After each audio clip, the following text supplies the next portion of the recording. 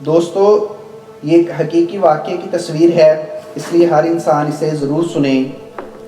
یہ شخص ایک اعلیٰ عہدے پر فائز سرکاری ملازم تھا۔ اس کے 3 بیٹے تھے، تینوں سونے کا چمچ منہ میں لیے پیدا ہوئے اور شاہانہ زندگی گزرتی رہی۔ وقت تیزی سے گزرا اور اس کے نام کے ساتھ ریٹائرڈ لگ گیا۔ عہدے کی مدت ختم ہوئی، ریٹائرڈ ہو گئے اور اب زندگی کا سفر انتہا کی طرف چل پڑا۔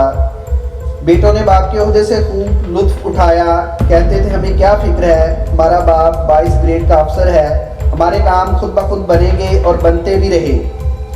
باپ کسی بیماری کی وجہ سے چلنے پھرنے اور بولنے سے معذور ہو گیا۔ بیٹے کہنے لگے اب تو باپ کی کمزوری دیکھی نہیں جاتی۔ ایک بیٹے نے کہا کہ ابا کی جائیداد و مال کی تقسیم کرتے ہیں، نہ جانے کب مر جائے۔ اب تو شرم آتی ہے بتاتے ہوئے کہ لوگ کیا کہیں گے۔ جب دوست آتے ہیں تو سامنے یہ بوڑھا پڑا ہوتا ہے، چلو ایک نوکر مستقل ان کے ساتھ رہنے کے لیے رکھ لیتے ہیں جو ان کا خیال رکھے۔ 20,000 ماہانہ دے دیں گے۔ نوکر آ گیا اور اسی گھر کے کمرے میں باپ کو فرش پر گدا لگا دیا گیا۔ نوکر کو کہا کہ اس کا پورا خیال رکھنا، ہمیں کوئی شکایت نہ ملے۔ بیٹوں کی شادیاں ہوئیں، ایک نے گرمی کی چھٹیاں گزارنے فرانس کا پروگرام بنایا اور دوسرے نے لندن اور تیسرے نے پیرس کا، اور ہر جگہ اپنا تعارف 22 گریڈ کے افسر کے بیٹے ہونے سے شروع کرتے۔ نوکر کو تاکید کی کہ ہماری 3 ماہ بعد واپسی ہوگی، تم بابا کا پورا خیال رکھنا اور وقت پر کھانا دینا۔ نوکر نے کہا جی اچھا صاحب جی۔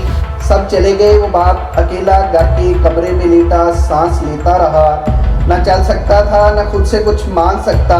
نوکر گھر کو تالا لگا کر بازار سے بریڈ لینے گیا تو اس کا ایکسیڈنٹ ہو گیا۔ لوگوں نے اسے ہسپتال پہنچایا اور وہ کومے سے ہوش میں نہ آ سکا۔ بیٹوں نے نوکر کو صرف باپ کے کمرے کی چابی دے کر باقی سارے گھر کو تالے لگا کر چابیاں ساتھ لے گئے تھے۔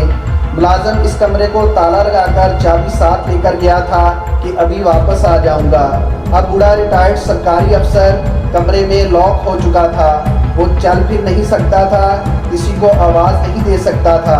لہٰذا 3 ماہ بعد جب بیٹے واپس آئے اور تالا توڑ کر کمرہ کھولا گیا تو لاش کی حالت وہ ہو چکی تھی جو تصویر میں دکھائی دے رہی ہے۔ تو ناظرین، میرے محترم خواتین و حضرات، عبرت کا مقام ہے یہ واقعہ۔ ہم کسی طرح اپنی اولاد کے لیے حلال و حرام کی پرواہ کیے بغیر ان کا مستقبل سنوارنے کے لیے تن من دھن کھپاتے ہیں اور زیادہ سے زیادہ دولت جائیدادیں بنا کر ان کا مستقبل محفوظ کرنے کی کوشش کرتے ہیں اور سوچتے ہیں کہ اولاد کل بڑھاپے میں میری خدمت کرے گی۔ اعلیٰ ترین غیر ملکی اسکولوں میں دنیاوی تعلیم دلواتے ہیں اور دین اسلام کی تعلیم دلوانے کو توہین سمجھتے ہیں، جس میں سکھایا جاتا ہے کہ والدین کی خدمت میں عظمت ہے، ہر انسان جو بولتا ہے اسی کا ہی پھل پاتا ہے۔ ہمیں بھی سوچنے سمجھنے کی اشد ضرورت ہے کہ ہم اپنی اولاد کو کیا تعلیم دلوا رہے ہیں، کہیں ہمارا حال بھی ایسا تو نہیں ہونے والا، سوچیے گا ضرور۔